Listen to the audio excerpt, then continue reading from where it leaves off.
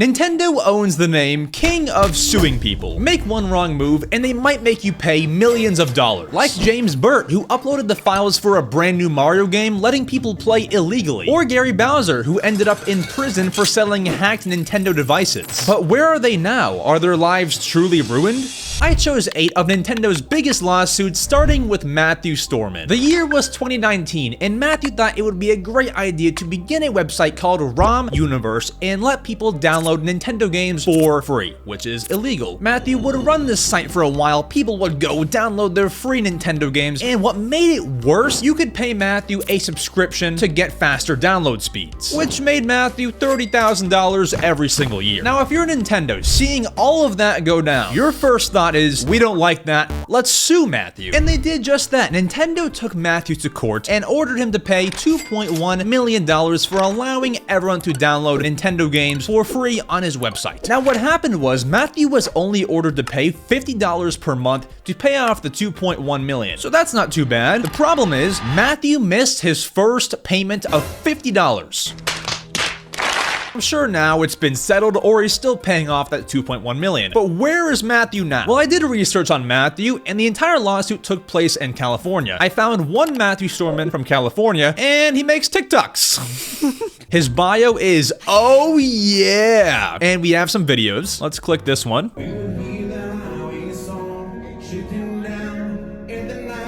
Man, from being sued by Nintendo to going to sing karaoke, I gotta respect it. Pretty good song, and pretty good singing from Matthew, I can't lie. But Matthew's story is not as bad as James Burt's. James Burt probably has my favorite lawsuit story. In 2009, James Burt was at his local game store just shopping around when he saw New Super Mario Bros. Wii, a game that didn't even release for one more week at the time, on the shelves ready to be bought.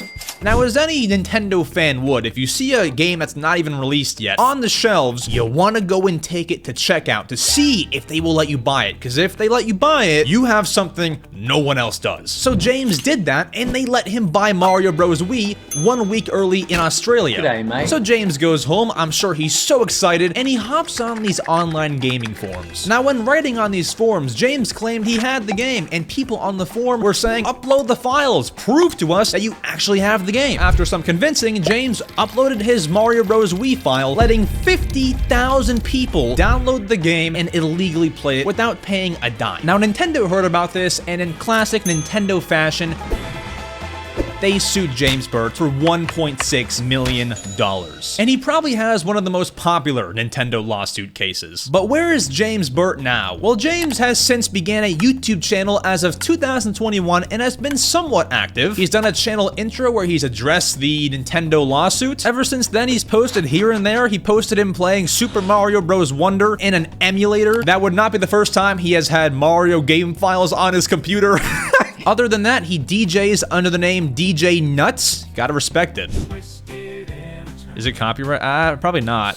Oh, it's AI. But his bio says AI music, so how much can we respect it? I don't know. But moving off of individuals being sued by Nintendo, we have the Yuzu emulator team, the most recent lawsuit on this list. The lawsuit took place in 2024, and Yuzu is an emulator for Nintendo Switch, meaning if you have any desire to play a Switch game not on the actual Switch hardware, you can do so. If I want to play Super Mario Bros. Wonder on my computer, just like James Burt, I have to use Yuzu. Nintendo has never liked emulators.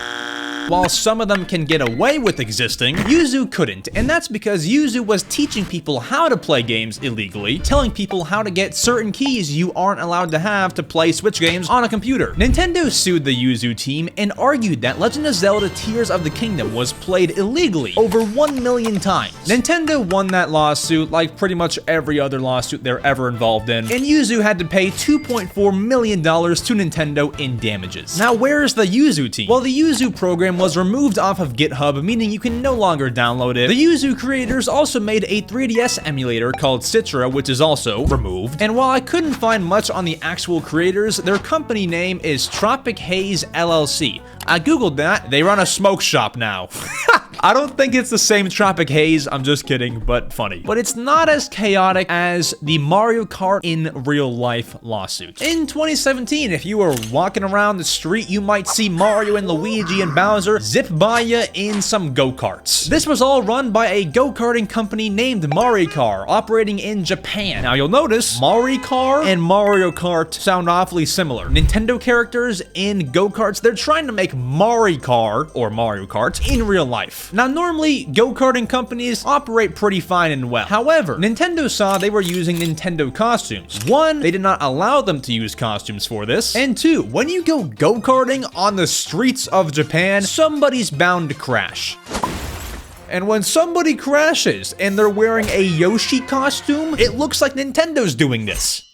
So Nintendo sued Maricar in 2017 for about $97,000 at that time, but then Maricar appealed, and then the judge made them pay $483,000. Moral of the story, never appeal anything.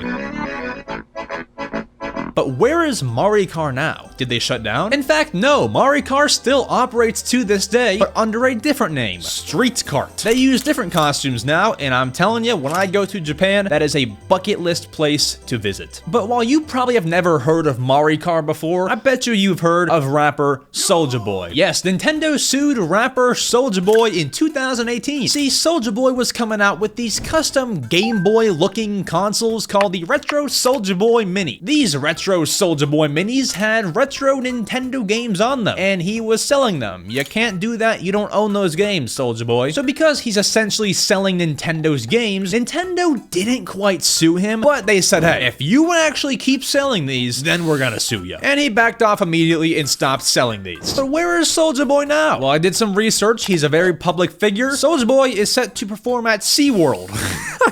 Out of all places, July 27th at 6 p.m. 2024. Get your tickets now. But that story was not as deep as the Blockbuster versus Nintendo lawsuit. See, in 1989, Blockbuster was the place. You would go there on your Saturday night, pick up a movie or video game to rent, and then bring it back. Dandy, right? Let's walk you through a day at Blockbuster. It's Jimmy's birthday today, and he's going over to Blockbuster. He goes there, and he decides to rent out Mike Tyson's Punch-Out for the NES. Jimmy goes home, he plays the game, he loves it, and then returns it back to Blockbuster. That is how a rental works. Blockbuster thanks him, Jimmy goes home, and in the entire process, Nintendo made no money. They didn't like it. But while Nintendo was looking into the whole Blockbuster thing, they found that Blockbuster was making photocopied manuals of the official Nintendo game manuals. Which means if Jimmy's copy of Mike Tyson Punch-Out didn't have a manual, Blockbuster would print their own copy of Nintendo's official manual. You can't do that. Nintendo saw that as a violation of their rights and settled the lawsuit with Blockbuster outside of court. They settled for some amount of money. They didn't tell us how much. So where are they now? Very simple. The whole video game rental thing kind of went out of style, and Blockbuster shut down in 2014 and pretty much have been forgotten ever since.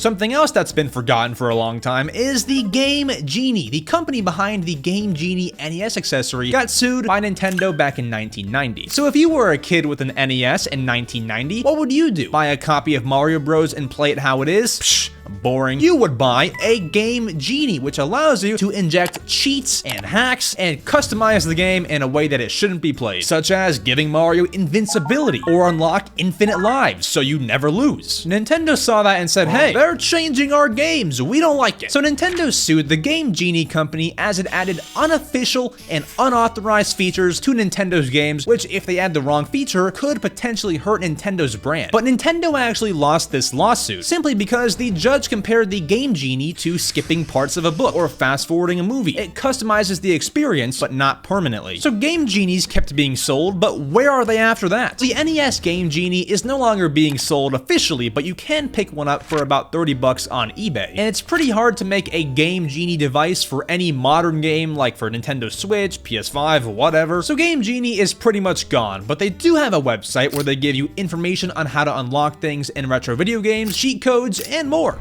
But there's no case in this entire video that is worse than the Gary Bowser versus Nintendo lawsuit. The only time Nintendo actually indirectly sent someone to prison. Stemming from 2020, Gary Bowser was operating a hacking group called Team Executor, and this team, to put it simply, would sell devices that would let you hack your Nintendo Switch to play things illegally and lose Nintendo money. Now see, Nintendo hates this, as we've learned through the entire video. Now Nintendo took a lot of serious action, but the bullet points are, Gary Bowser, the leader, was sentenced to 40 months in prison, but he was released after just 14 for good behavior, and he now owes Nintendo $14.5 million.